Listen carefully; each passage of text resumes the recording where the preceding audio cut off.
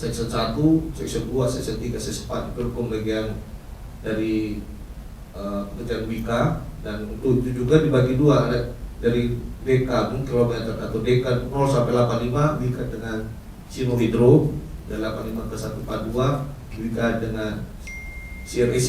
Jadi kita bagi porsi pekerjaan di sana. Selain itu Wika juga mengerjakan stasiun dan juga pekerjaan-pekerjaan propsam terkait dengan relokasi jarum listrik, utilitas umum, juga relokasi pasos-pasos. Nah, ini skup pekerjaan dari Kereta Cepat Jakarta Bandung ini. Ada bridge 83, ya, itu di 46 lokasi.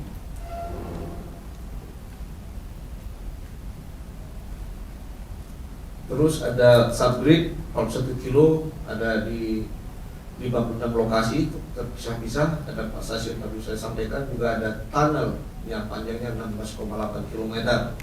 Jadi mungkin teman-teman tahu bahwa di Halim juga ada tunnel yang panjangnya 1,8. Kita nggak sadar, selalu tiap hari lewat itu udah tembus 1,8 kilo di bawah jalan tol. Next. Nah, untuk pekerjaan Wika porsinya 30% ya. Mungkin ini adalah pekerjaan dilakukan Wika. Mungkin yang spesial di sini yang merupakan alih teknologi yang kita dapat dari Cina. Kita juga belajar bagaimana membuat HPC, bentuk teknologi dari China, high performance concrete, dan juga kita sudah mengadop bagaimana membuat track slab teknologi Cina. Itu dari Sino mengejar 51%, Wika 49%, Wika beton. Juga sleeper, kalau sleeper karena yang disediakan itu sangat mampu, kita 100%. Jadi totalnya juga sangat banyak sekali, 229 pieces itu ya. Kalau tadi track slabnya sampai 1.700. Itu semua sudah selesai dikerjakan. Saat ini Wika juga sedang mengerjakan stasiun, kita di Halim. Kalau dari Cawang mau ke masuk Cikampek, sebelah kiri itu ada stasiun Halim. Dan juga kami sedang mengerjakan di stasiun Padalarang. Cikarang tadi ya. Stasiunnya tadi Halim, Karawang, Padalarang, Tegaluar. Yang hampir selesai sebetulnya Tegaluar, tempat kemarin aja acara uji coba yang disaksikan oleh Pak Jokowi secara virtual sama PM China Xi Jinping. Next. Nah, untuk pekerjaan mengerjakan ini, Wika itu punya banyak temporary facilities. Kita punya nama Central Lab, karena di sini banyak peralatan-peralatan yang tidak ada di lab kita di Indonesia. Jadi kami juga membangun lab sendiri khusus terkait dengan kerjaan ini, lengkap. Dan juga kita punya pabrik untuk sleeper sama track slab di Taiwan. Ini juga sudah selesai. Kita juga sepanjang tol kemarin ada kita 5 ribar workshop, karena dulu ribar itu di dalam workshop. Dan juga kita punya batching plan, ada 7 lokasi dari Halim sampai ke Tegaluar kita kerjakan. Dan ya bisa dikatakan semua ini ya bagi kami Wika juga, walaupun sudah dibilang ya perusahaan kontraktor besar Indonesia, ternyata kita di sini kayak baru belajar juga. Nah, Central Lab, nah kita juga punya satu Central Lab di Pasar Bersih, Cikarang. Nah, cukup komplit, semua tes ada di sana. Termasuk tes-tes yang tadinya tidak ada lab di Indonesia, kita juga punya peralatan di sana lengkap. Next. Nah, ini yang merupakan salah satu alih teknologi yang sudah diadop oleh dari Wika terkait dengan high performance concrete. Jadi ini memang beton yang khusus disiapkan dengan baik ya, mulai dari pengadaannya, pencampuran, pengiriman, penguangan, pengecoran, finishing dan perawatannya. Ini memang kalau menurut saya sangat luar biasa gitulah dalam menyiapkan job di sini. Ini sampai saat ini ya di awal-awal proyek itu kita nggak ngerti gimana membuat HPC ini, karena memang sedikit berbeda dengan beton yang selama ini kita gunakan. Nah, jadi memang produk ini yang memiliki kekuatan, kemudahan pekerjaan, keawetan, nilai ekonomi lebih bagus. Nah, seperti kita ketahui, desain dari kereta cepat ini untuk 100 tahun. Jadi betonnya juga desainnya untuk 100 tahun. Jadi produk HPC ini dia lebih kedap, tahan rembesan, tahan serangan kimia. Ini juga dalam desain sudah sangat diperhitungkan. memiliki nilai faktor semen yang lebih rendah, kuat tekan beton yang lebih tinggi, kemudahan dalam pencampuran, dalam pengiriman, pengecoran, juga pemadatan dan finishing. Ini jika kalau teman-teman lihat sepanjang jalan tol Pulau Gampang di Cikampek bisa dilihat bagaimana dari kualitas beton yang dihasilkan. Nah, kalau di kereta cepat kita dilarang untuk misalnya di finishing, expose, nggak boleh dibedak-bedakin gitu, nggak boleh ditambal, nggak boleh. Ini kan kalau gitu suruh bongkar gitu Pak. Jadi beton ini kuat beton lebih tinggi, tidak mudah susut plastis, mengurangi biaya pemeliharaan. Karena itu tadi memang direncanakan dengan baik, juga estetika begitu melihat gimana bentuknya. Kalau kita kan biasanya kan kotak-kotak, lurus, ini enggak, dia varian dari bawah ke atas itu bervariasi bentuknya. Maka awal-awal itu kita sangat kesulitan karena kita belum biasa. Tapi lama-lama alhamdulillah ya para pekerja kita juga hanya bisa mengikuti. Bisa dibayangkan bagaimana ukuran besi itu bervariasi dari bawah sampai atas, tidak seragam. Karena dia bentuknya mengecil, gitu, jadi otomatis tulangannya juga kan mengikuti. Awal-awal itu 1 pier 2 bulan tadi kita nggak bisa jadiin, salah terus gitu. Tapi alhamdulillah lama-lama ini pandor-pandor kita juga ya sudah mencoba kita buat kompetisi siapa bisa menyelesaikan 1 bulan, kita kasih hadiah dan sebagainya. Akhirnya ya mereka mencoba, akhirnya berhasil. Jadi bisa kita paling cepat itu 2 minggu bisa kita selesaikan 1 pier. Itu adalah kompetisi yang kita lakukan di antara sesama mandor-mandor kita. The next.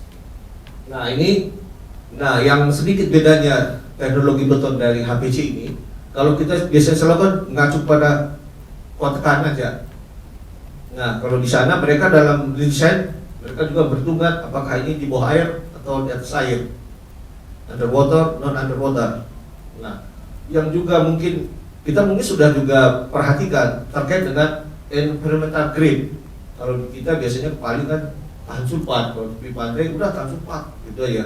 Nah kalau di sini mereka sudah memperhatikan ada nanti tipe betonnya itu C40, T2, L1, H2, mungkin Y3. Kita kan bingung ini apa ini kan, gimana cara membuat campuran seperti ini. Ternyata mereka hal-hal seperti ini sudah mereka perhitungkan. Mereka sampai masalah di es, beku, masalah abrasi, mereka punya desain khusus buat itu. Tapi di proyek kereta cepat ini ada 4 parameter ini diperhitungkan terkait dengan carbonation, terkait dengan chloride, terkait dengan sulfat, juga dengan garam. Jadi nanti kalau campuran beton kita itu setiap borpel itu nanti lain-lain Pak. Bukan satu jenis, borpel sama, enggak, lain-lain. Karena makanya di sini penyikat tanahnya itu sangat teliti. Mungkin per jarak 100 meter harus ada penyikat tanahnya karena ingin mengetahui material apa yang bisa rusak beton. Kita harus ketahui dan itu segera diantisipasi. Next. Nah seperti ini ada tadi underwater, non underwater. Nah borpel bisa kita lihat itu misalnya C40 UV dia underwater, ya terus D1, H1, L1, Y1 berarti ketika kita melakukan penyikat tanah sudah dicek ada unsur-unsur yang dapat merusak beton yang harus desain bagaimana untuk menangkalnya. Misalnya palkep C40, T2, H2, T kan karbon, mungkin gara-gara asap kali ya. Juga pier T2, girder C50, T2, ini agak terkait dengan karbon. Jadi demikian, jadi desain di sini untuk 100 tahun. Nah, juga kalau ujinya juga kita ujinya 56 hari, kalau kita 26 hari cukup. Di sana harus 56 hari. Juga yang menarik juga di sini untuk kuring beton kita. Nah, kalau kita biasa kan sampel kita masukkan ke bak air kan gitu ya. Kalau di sana tidak, kita ada ruang khusus ber-AC, temperatur yang dijaga, kelembapannya dijaga. Nah, di sana lah beton-beton ini dirawat. Nah, ini mungkin yang saya kasih warna merah ini mungkin hal-hal yang ya di kita belum kita lakukan gitulah. Mungkin hal yang baru buat kami terkait dengan durability room.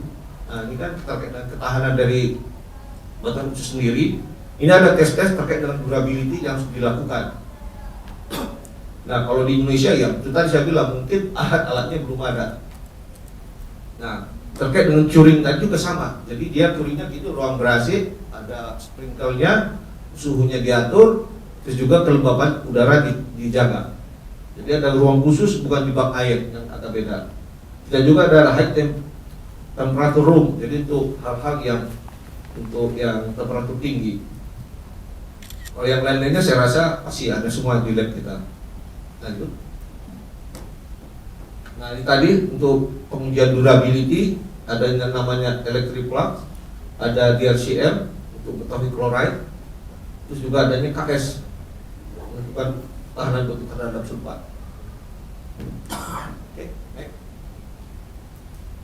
Nah ini ada alur-alurnya mungkin sama aja, cuma nanti yang saya merahin ini mungkin ada sedikit tambahan-tambahan yang mungkin yang di kita belum terlalu diperhatikan. Terkait dengan kimia lingkungan itu sudah diperhitungkan dalam desain. Juga tes kadar udara juga dicek selalu, sama bleeding rate juga dicek, terus durability. Nah, ini memang yang sangat diperhatikan. Next.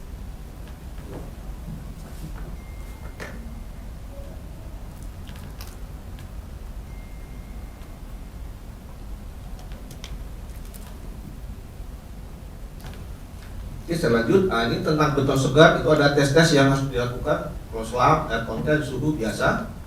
Bleeding rate-nya juga dicek. Pressure bleeding rate juga harus dites.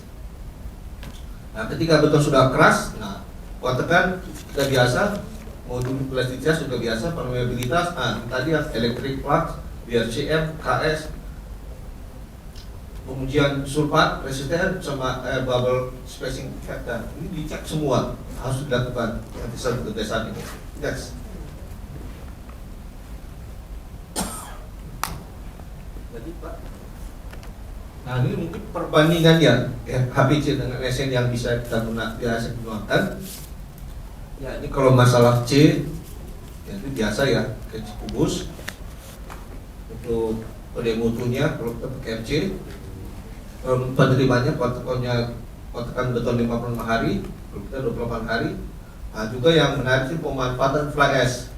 Kalau dulu kita selalu maunya kalau udah struktur bilang NFA kan gitu ya, non fly ash. Justru di sini fly ashnya banyak, sampai 30%.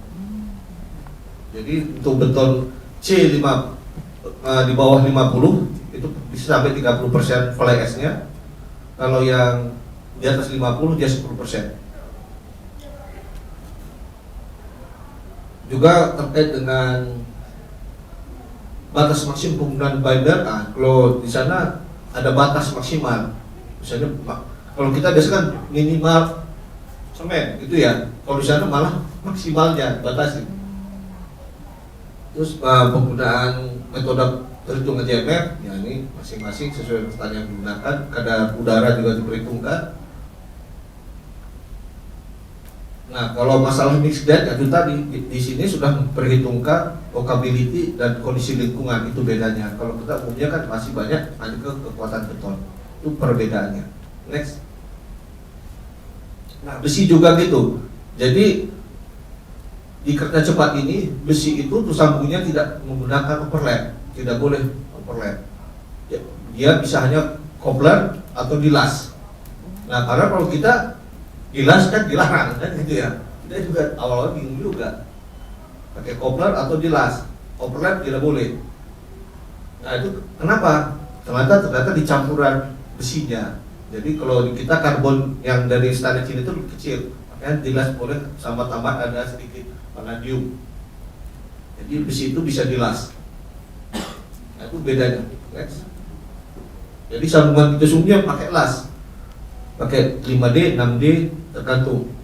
Kalau dia menerus 10D, kalau dia pakai dua di couple pakai 5D, nah, seperti itu. Nggak boleh pakai overlap yang kita biasanya 40D atau 60D atau 50D kalau standar kita. Next. Oke, saya masuk ke inti kita, box kita prefabrikan ya. Nah ini box yang digunakan di sana itu, jadi panjangnya bervariasi. Ada yang 32 meter, ada yang 24, ini kan munculinya. Oh ya, spannya ada 25 sampai 31,5. Lebarnya ada yang 12,6. Kalau standar yang seperti ini 12,6. Dan juga tingginya ada yang 2,5, ada 2,6, 2,8 tergantung penggunanya di mana. Nah, ini yang akan diproduksi, dicor sekaligus sepanjang 31,5 meter ini. Jadi total berat itu 725 ton. Next. Nah, di kereta cepat ini punya 3 kesenjangan. Kesenjangan satu kemarin di depan Cikarang Utama, kan ada ya, depan itu di DK 28, juga di DK 29, terus di DK 128. Ini semua sudah selesai, sudah diresin semua, ini sudah mulai proses pembongkaran. Next. Nah, ini untuk layout Kasingiyat yang mungkin yang di awal ini Kasingiyat 1 DK 28, itu Kasingiyat 2, dua alat-alat yang digunakan, gantry, traveler, dan lain sebagainya. Ini adalah foto-fotonya. Next. Nah, ini ada urutan, kalau saya rasa urutan ini mungkin sama semuanya di kita ya. Jadi persiapan pembersihan, pemasangan ribar, persiapan ombak, pemasangan ribar. Saya rasa ini ya, kita yang hadir sini saya rasa sudah tutup mata semua, nggak perlu saya jelasin. Oke, lanjut. Nah, ini untuk ereksinya di sini menggunakan gantry, ada crane yang cukup besar. Nah, ada transporternya yang untuk mengangkatnya, membawanya dari Kasingiyat. Nah, satu keunggulan dari di kereta cepat ini, begitu pier sudah jadi, sudah tidak mengganggu lalu lintas lagi, karena semuanya sudah menggunakan pier yang ada. Yang ereksinya semua sudah tidak mengganggu. Misalnya kalau balik di Japek itu setiap malam kan pasti macet karena konvoy untuk mengangkat girdernya gitu ya. Kalau di sini tidak, begitu pier jadi udah selesai, nggak ganggu lalin lagi karena kita semuanya udah lewat atas semuanya. Next. Nah, ini juga testing yang dilakukan ya, dimensi inspection biasalah, protective layer thickness test, ada visual quality dicek satu-satu sama mereka, terus juga grounding. Nah, ini juga groundingnya tertanam, sama ada static loading test. Jadi setiap produk itu dites statik. Jadi bisa kita pastikan kalau sudah keluar dari Kasingiyat pasti semua sudah lulus tes. Dan juga sudah begitu sudah terpasang berarti semua struktur sudah teruji, karena ketika pelaksanaan itulah beban maksimum dari desainnya. Next. Nah, ini adalah untuk alat-alat yang digunakan, ada beberapa tipe gantry. Kasingiyat 1 seperti yang sebelah kiri, nah, ada yang seperti yang sebelah kanan, ada yang di bawah, ada macam-macam tipe launching gantry yang digunakan. Nah, mungkin ini ada sedikit animasi, mungkin kita bisa kita tonton bersama. Ini dibuat oleh teman-teman Sino Hydro dari Kasingiyat 1. Sama suaranya dikeluarin.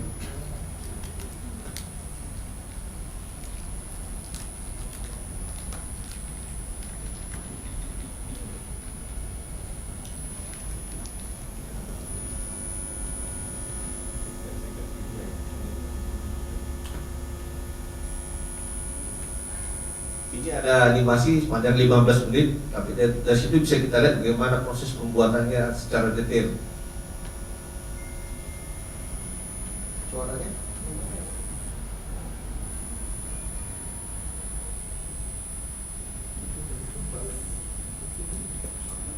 Tadi ada suara.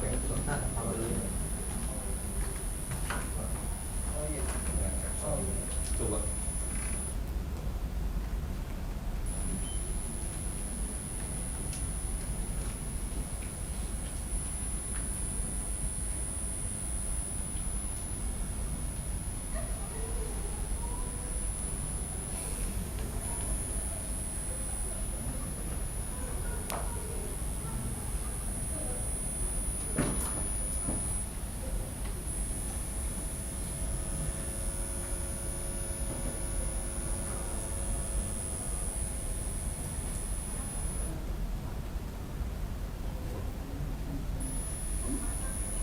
Oke, sambil menunggu mungkin saya tambahin dikit terkait dengan job list-nya. Jadi di kereta cepat ini pasirnya juga kemarin setelah dipengecekan di Pulau Jawa karena pasir yang masuk.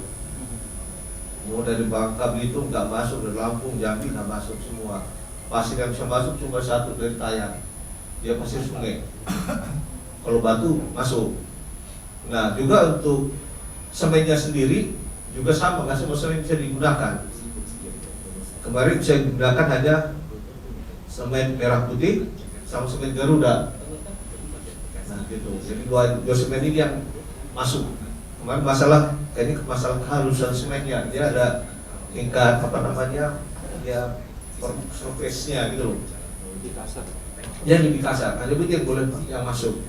Juga yang tadi masalah fly ash dan juga masalah curing beton tadi. Yaitu kita ada selain yang ada dimasuk di curing room tadi, di lapangan juga ada dirawat sampelnya. Jadi bagaimana kita merawat beton di lapangan biar demikian juga kita lakukan sampel ini dan nanti di-compare dengan ada di curing room. Bedanya nggak boleh lebih dari 10% ketika dites beton. Kalau itu berarti ada sesuatu yang perlu dipertanyakan. Jadi demikian sangat teliti. Dan juga masalah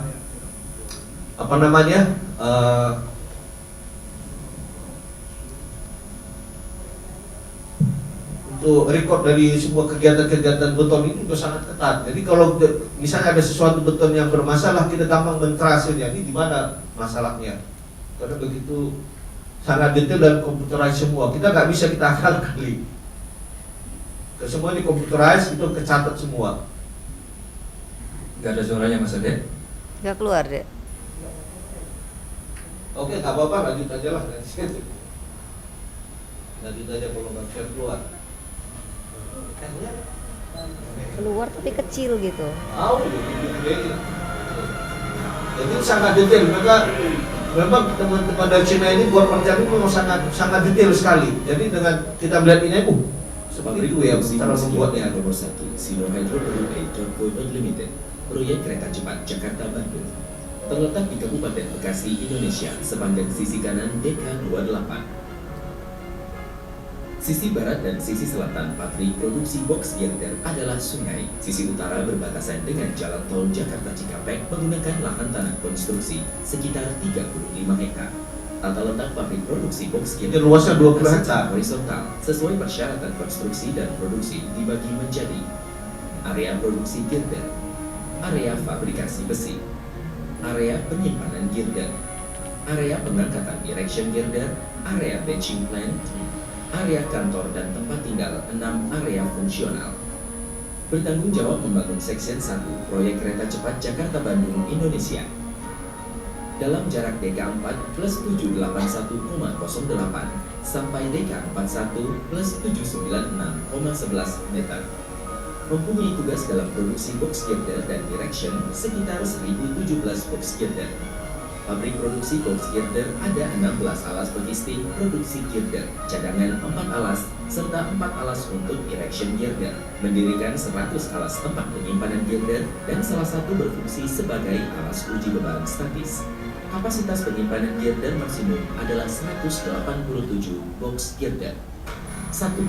Penjelasan singkat pengikatan besi dan alas pengisting produksi girder. Pengikatan besi produksi box girder menggunakan model pengikatan besi khusus dan di dalam area ada 6 buah tempat pengikat besi. Di antaranya 2 alas pengikatan umum dengan ukuran 23,5 meter dan 31,5 meter, 4 alas pengikatan khusus dengan ukuran 31,5 meter. Model pengikatan besi dilas oleh baja alur dan baja siku dengan ukuran lebar 12,74 meter dan panjang 32,6 meter. Pabrik produksi box girder menggunakan teknologi produksi girder bekisting tekak. Total seluruh ada 16 alas bekisting produksi girder. Di antaranya ada 14 alas bekisting produksi girder dengan ukuran 32,6 meter dan 2 alas bekisting produksi girder dengan ukuran 32,6 meter dan 24,6 meter. Alas bekisting produksi girder dirancang sesuai dengan landasan string dan bagian bawahnya adalah pile pipa pre-stress berdiameter 500 mm. 2. Penjelasan singkat bekisting box girder.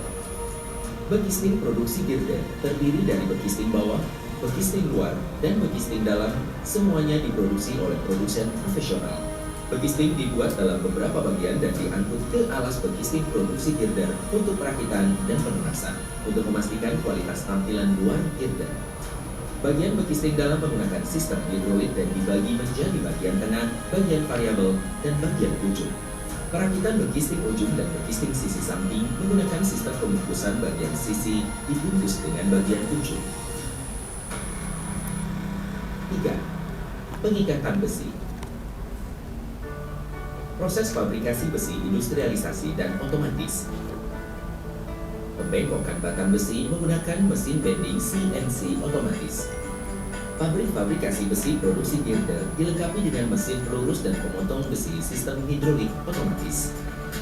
Pengikatan besi dimulai dari bagian bawah dan bagian tengah. Memasang besi jaring posisi. Memasang pipa karet dan mengikat batang besi di pelat bagian atas. Concrete block terbuat dari beton batu halus berkualitas tinggi. Kekuatan dan sifat anti korosi tidak lebih rendah dari persyaratan desain balok girder. 4. Pengenalan bekisting bawah dan sisi samping. Baja siku alas bekisting dan kerangka baja bekisting bawah. Menggunakan pelat baja untuk pengelasan dan pemasangan, dan juga berfungsi untuk menyesuaikan lengkungan berbalik dari bekisting bawah. Menghubungkan bekisting bawah dan sisi menggunakan baut. Karet diletakkan di antara dua sambungan bekisting. Bekisting sisi samping menggunakan rangka dan jack sebagai penahan, merapikan bekisting bawah dan sisi. Mengukur lengkungan berbalik, instalasi bearing head dan plat penahan, dan dilapisi menggunakan pelumas. 5. Pengangkatan kerangka besi. Setelah kerangka besi selesai diikat, menggunakan gantry crane diikat secara bersamaan ke bekisting produksi girder. Saat kerangka besi diturunkan hingga mendekati 20 cm bekisting bawah, lakukan penyesuaian secara perlahan dan menyesuaikan besi di ujung kerangka. Mengatur besi terhadap bearing pad plat penahan tidak saling bertentangan. Posisi sudah tepat diturunkan secara perlahan. Setelah kerangka besi diletakkan, periksa apakah titik tengah kerangka besi bertepatan dengan garis tengah bekisting bawah. Jika tidak, segera sesuaikan kembali sehingga kedua garis tengah bertepatan. 6. Memasang bekisting ujung. Pasang pelat jangkar menggunakan baut yang bisa dibongkar pasang ke bekisting ujung ke 3 titik yang disediakan, dan memastikan bahwa terhubung erat dengan bekisting ujung. Deviasi antara pusat instalasi pelat jangkar dan posisi desain harus tidak melebihi 3 mm. Memasang bekisting ujung, penghubungan antara bekisting ujung, bekisting sisi dalam, bekisting bawah menggunakan baut.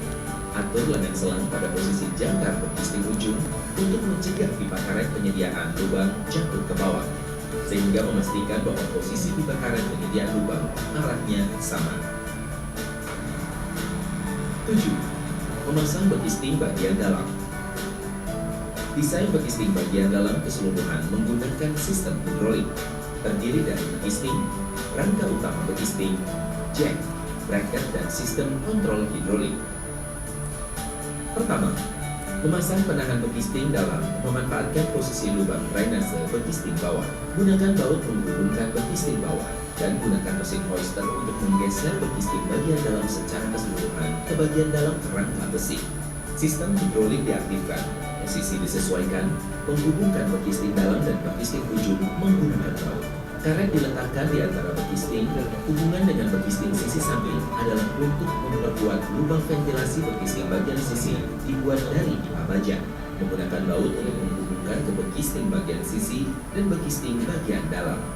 Hubungan yang telah dipasang sebelumnya pada baut melekat erat posisi bekisting untuk memastikan bahwa beton tidak bocor selama pengecoran beton. 8. Pengecoran beton dan pipa karet penyediaan lubang retention. Beton dicampur di dalam area batching plant dan diangkut mixer ke area pengecoran. Menggunakan dua concrete pump untuk meletakkan beton, arah miring per segmen, menata secara berlapis. Dilakukan sesuai dengan urutan pengecoran, mulai dari siku, bawah, sisi, Terakhir kemudian bagian permukaan atas.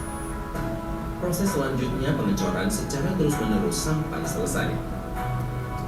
Kemiringan pengecoran antara 30 derajat dan 45 derajat tergantung pada selang beton. Ketebalan lapisan per lapis tidak lebih dari 30 cm dan panjang per segmen 8 meter. Selisih waktu pengecoran antara dua lapisan beton tidak boleh melebihi 1 jam. Vibrator beton terutama menggunakan vibrator internal dan dibantu vibrator eksternal. Area sempit di belakang jangkar pad, bearing pad penangan, gunakan vibrator internal sewaktu melakukan pengecoran agar padat dan merata. Permukaan beton digetarkan dan dipadatkan dengan memasukkan vibrator dan kemudian permukaan beton dirapikan dengan mesin perata. Selanjutnya, permukaan beton diratakan secara manual untuk memastikan kerataan permukaan beton. Ketika beton girder sudah mencapai kekuatan tertentu, menggunakan rol tarik di bagian tri digunakan untuk menarik keluar pipa karet penyediaan lubang membentuk lubang retention. 9. Pemeliharaan beton. Setelah pengecoran beton, permukaan beton ditutup dengan kain geotekstil dan disiram air. Hindari sinar matahari secara langsung dan mencegah air menguap terlalu cepat. Air perawatan box girder sama dengan air yang digunakan untuk mencampur beton box girder. Perbedaan suhu antara suhu air dan suhu permukaan beton tidak lebih dari 15 derajat Celcius. Setelah tension awal selesai, box girder diangkat ke area penyimpanan girder. Perawatan box girder menggunakan peralatan sprinkler otomatis untuk penyemprotan air. 10. Pelepasan bekisting, memasukkan sling dan pretension. Setelah dilakukan pengujian kekuatan sampel beton oleh laboratorium, pastikan kekuatan beton box girder telah mencapai di atas 33,5 MPa. Perbedaan suhu antara box girder, lapisan permukaan girder, bagian dalam box girder dan bagian luar box girder dengan lingkungan tidak lebih dari 15 derajat Celcius. Pastikan bahwa sudut beton sudah utuh. Bekisting bagian dalam bisa dilonggarkan dan bekisting bagian ujung bisa dilepas. Selanjutnya melakukan chipping terhadap lubang jangkar. Lubang pretension dibersihkan lagi, memasukkan seling besi ke lubang pretension. Setelah selesai memasukkan sling, memasukkan jangkar, klip, pelat batas, jack, jangkar alat, pin alat, lubang 2N5F dan 2N5B di pretension oleh sistem pengencangan otomatis pretension menggunakan standar pretension Brerubel. Setelah pretension, bekisting bagian dalam ditarik keluar. Sewaktu kekuatan beton mencapai 43,5 MPa, lakukan tension awal terhadap lubang 2N2, 2N5D, dan 2N4 pada saat masih di dalam bekisting. 11. Pemindahan girder, penyimpanan girder. Setelah tension awal box girder lulus inspeksi, menggunakan mobile gantry crane 900D untuk mengangkat box girder dipindahkan ke area penyimpanan girder. Sebelum memindahkan girder, periksakan dan sesuaikan mesin pengangkat girder untuk memastikan bahwa mesin pengangkat girder berfungsi normal. Selama proses pemindahan box girder, harus menjaga kecepatan dan kestabilan girder sampai ke area penyimpanan box girder. Meletakkan alas karet 600 x 600 x 70 mm pada alas penyimpanan. Setelah box girder berada di tempat, segera melakukan survei terhadap alas penyimpanan girder. 4 titik alas penyimpanan tidak boleh penurunan melebihi 2 mm. 12. Tension akhir. Ketika kekuatan beton girder mencapai 53,5 MPa dan modulus elastis mencapai 35,5 GPa dan usia beton sudah lebih dari 10 hari, tension akhir lubang nomor 2N5E, 1N5A, 2N5D, 2N1, 2N5C, 2N3, 2N5B, 2N5F, 2N2, dan 2N4 dimulai. Setelah tension akhir selesai selama 24 jam, lakukan pemeriksaan kembali. Pastikan seling besi tidak ada yang terputus dan memotong seling besi. Seling besi yang tersisa tidak kurang dari 30 mm. dan lapisan ketebalan dari beton tidak kurang dari 40 mm. 13. Grouting lubang retention. Pabrik produksi box girder menggunakan peralatan grouting otomatis. Lubang retention grouting dibantu tekanan vakum. Bersihkan lubang grouting dan pelan jangkar sebelum memulai grouting. Pastikan lubang grouting lancar. Klik pada grouting otomatis dan pilih saluran yang sesuai untuk di-grouting. Menunggu sistem tekanan vakum sesuai minus 0,06 sampai minus 0,08 MPa. Sistem menunjukkan mulai grouting. Setelah grouting, tekanan holding tidak kurang dari 0,5 MPa harus dipertahankan dan stabilisasi tekanan tidak kurang dari 3 menit harus dipertahankan. Urutan grouting dari bawah ke atas. Grouting lubang yang sama dilakukan terus-menerus sekali selesai. 14. Penutupan jangkar dan segel. Untuk mencegah kelembaban dan bahan berbahaya lainnya masuk ke box girder, korosi pada jangkar dan sling yang terbuka. Setelah pekerjaan grouting lubang selesai dan inspeksi penuh, penutupan jangkar ditutup segera. Ujung beton cap harus rata dengan permukaan ujung girder. Selisih ketebalan beton penutup dan beton girder tidak lebih dari 2 mm. 15. Lapisan waterproof ujung girder. Ketika beton penutup jangkar sudah lebih dari 14 hari dan tidak basah, oleskan lapisan tahan air poliuretan dengan ketebalan lebih dari 2 mm ke permukaan beton bagian ujung. 16. Uji beban statis. Uji beban statis box girder menggunakan perangkat kontrol otomatis untuk uji beban statis jembatan kereta cepat. Perangkat ini terdiri dari 7 modul, di antaranya kontrol master, pemuatan, pengukuran beban, pengukuran defleksi, pemantauan keselamatan, transmisi data, dan alarm emergensi. Konfigurasi program dengan alat perangkat lunak yang sesuai. Perangkat dapat menghitung dan menghasilkan lembar perhitungan uji beban statis secara otomatis. Mesin jack menggunakan one gear drive mode yang dikendalikan secara pemuatan otomatis.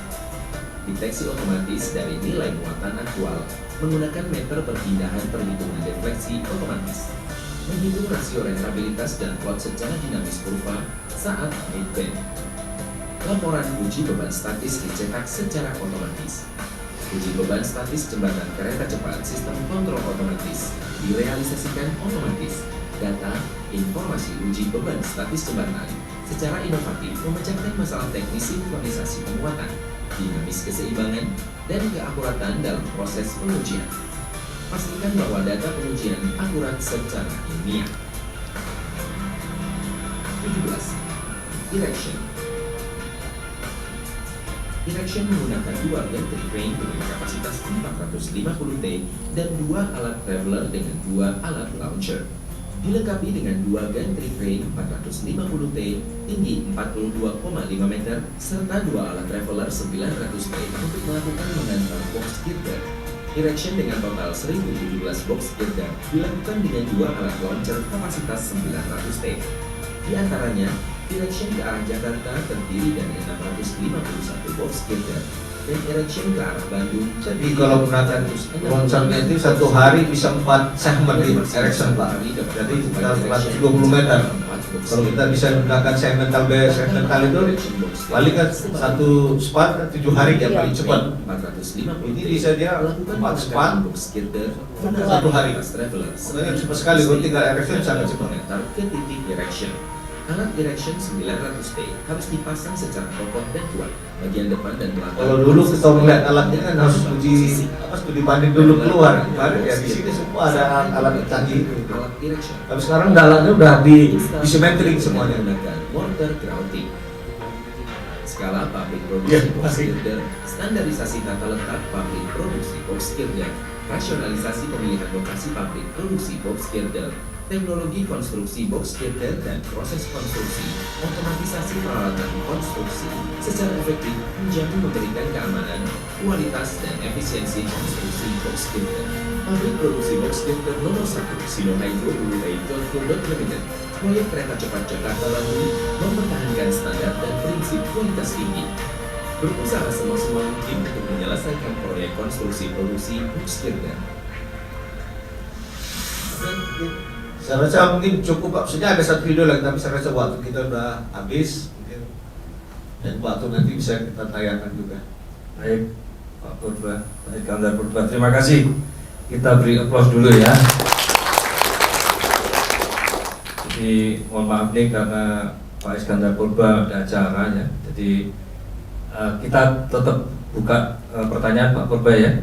Mungkin satu sesi aja ya. Ya boleh. Silakan kalau ada yang mau menyampaikan pertanyaannya atau komentarnya.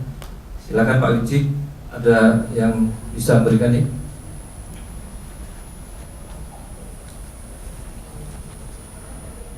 Terima kasih. Kami dari Prikaster Cepong yang kecil sangat mengharapkan bahwa dari Wika yang sudah belajar begitu banyak bisa meneruskan ilmunya ke kami. Yang sederhana-sederhana saja, misalnya tadi yang paling pertama mutu beton ACP itu komposisi apa, cara membuatnya apa, mungkin bisa diberikan seperti kursus-kursus sederhana setengah hari ya, bahwa ini juga kalau saya tidak salah adalah pesan dari Pak Jokowi bahwa dari BUMN kelas atas ini bisa meneruskan program-program ini kepada yang di bawah-bawah. Itu yang paling penting pertama ya. Masih ada yang lain pertanyaan, tapi mungkin masih banyak yang lain yang punya pertanyaan yang lebih bermutu. Terima kasih. Baik, langsung saya jawab Pak ya. Jawab aja. Ya. Jadi untuk beton tadi memang di awal itu kita sangat kesulitan Pak, tapi dengan banyak terkait dengan environmental grade. Tadinya itu untuk batching plan pertama dan kedua kami menggunakan BUMN beton dari China Pak. Jadi batching plan pertama itu dari China sendiri. Setelah itu kami belajar, sudah ada lab sendiri, kita belajar, diajari mereka. Kita punya tadi 7 batching plan, jadi yang 5 lagi itu udah batching plan yang dioperasikan oleh orang-orang kita. Jadi bisa dikatakan kami juga sudah mendidik ya beberapa engineer muda untuk menyerap dari teknologi mereka ini. Jadi untuk selanjutnya ya kita udah siap kalau terkait dengan beton. Memang seperti tadi sleeper juga kita udah ambil ada teknologinya, setelah track juga udah Wika Beton sudah ambil karena kita susupkan orang-orang kita untuk belajar semua di sana. Jadi untuk beton, alhamdulillah saya rasa kita sudah bisa kuasai lah kalau mau dibuat misalnya workshop atau apa terkait dengan beton ini ya siap aja Pak. Kita udah lab kita lengkap, gimana caranya kita udah menguasai. Baik, terima kasih nih sudah kesempatan ya. Apa nanti AP3 ya akan ngadakan dulu ya. Tulis siap-siap tulis sama timnya ya. Ada lagi mungkin pertanyaannya? Oh Pak Dika, ini kaitannya dengan stressing ya, silakan. Mohon maaf nih, senior saya nih, saya susah jawabnya nih. Belum pertanyaan udah susah jawabnya nih. Ditampung dulu Pak, nanti dijawab. Terima kasih Bu. Enggak, saya nggak tanya per stres. Pertama tentu saja saya berduga ya, karena saya ingat dulu Pak Iskandar mungkin ikut juga di Batam dulu dengan harapan transfer teknologi. Waktu itu sayangnya ada krisis sehingga prosesnya tidak berlangsung ya. Ini mudah-mudahan sekali ini harapan kita seperti kata Pak Widi, proses penularan ilmunya ini bisa berjalan dengan baik. Yang saya mau tanya ini, saya lihat ini udah sangat modern ya. Kira-kira kalau konsepsinya dibandingkan dengan padat karya dan padat model ini, kira-kira ada kita akan memang akan melanjutkan seperti itu. Kedua dari sisi biaya sendiri, saya lihat mungkin harusnya biayanya lebih mahal dari sisi komponen, tapi dari sisi waktu saya nggak tahu. Saya bisa diterangkan apakah sudah ada perbandingan? Kira-kira ini sebenarnya tidak lebih mahal atau lebih mahal gitu. Ya baik, terima kasih Pak Dika. Jadi terkait dengan beton tadi, memang ini kalau dibandingkan dengan standar SNI, ini memang lebih mahal sedikit. Kita hitung sekitar 100-150 ribu per kubik. Cuma ini kan desainnya tuh 100 tahun. Kalau desain kita jangan-jangan cuma 50 tahun. Dibandingkan dengan itu, otomatis harusnya lebih murah. Ini juga terkait dengan penggunaan pasir dari Tayan, pasti kan lebih mahal ya.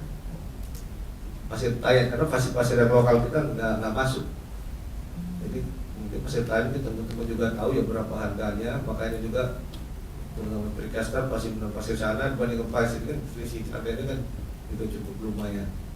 Jadi kalau dari segi yang lain, kalau tadi Ericsson ya pasti tidak terlalu mengganggu lalin ya.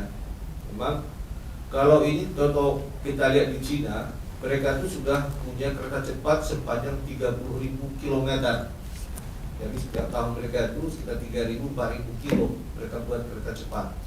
Jadi saya yakin di mereka itu sudah murah, karena jangan-jangan alat-alat itu sudah poin semua gitu ya. Iya. Jadi kalau kita mungkin karena yang pertama, makanya juga Wika Beton dulu tidak berani karena angkanya belum cocok dulu. Makanya hanya dulu sebenarnya kita diberi kesempatan untuk memegang satu kasinian. Cuma setelah hitung biaya, semua dibeli baru, wah ini kayaknya nggak visible. Makanya kemarin kita hanya belajar aja dari mereka nya. Tapi sebetulnya kalau Wika Beton saya rasa untuk membuat hal yang sama, saya yakin pasti sudah bisa. Karena yang kayak slab track dan sebagainya itu, ya kita orang Indonesia juga ternyata tidak terlalu lama untuk bisa segera menyesuaikan diri gitu untuk mengikuti. Itu Pak. Cukup Pak Dika ya. Jadi memang kalau kita lihat alatnya ini sudah beda Pak. Pasti cost-nya yang mahal. Cuman dari sisi waktu mungkin yang belum dihitung ya.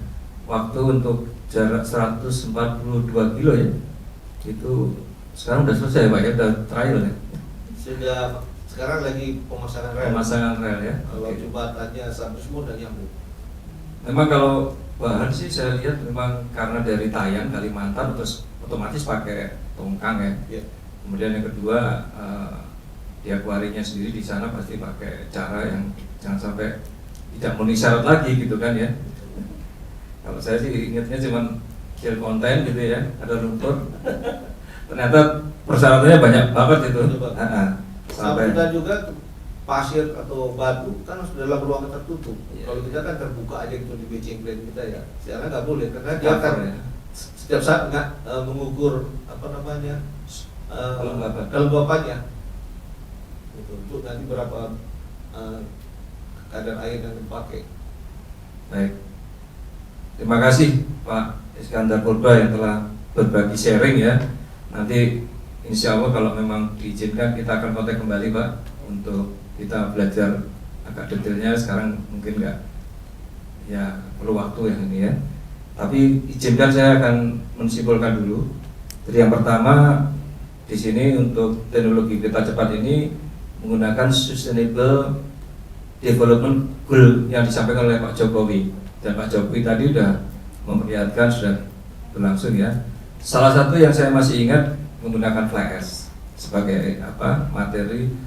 Sebetulnya ini fly ash ini memang akan hidup strength-nya akan naik sampai umur 58 kemudian sampai 200 hari pun masih Pak. Dan itu mungkin Bapak katakan tadi sampai umur 100 tahun mungkin ya, karena dia betul-betul bisa bereaksi terus Pak. Selama CSH-nya tadi lahir pasti diikat sama silikanya gitu, silika dari pasir Tayan tadi itu make sense. Kemudian penerapan high performance concrete ini yang saya lihat tadi C40 sampai C50 tadi Bapak tadi nyampaikan bisa sampai C60 ya.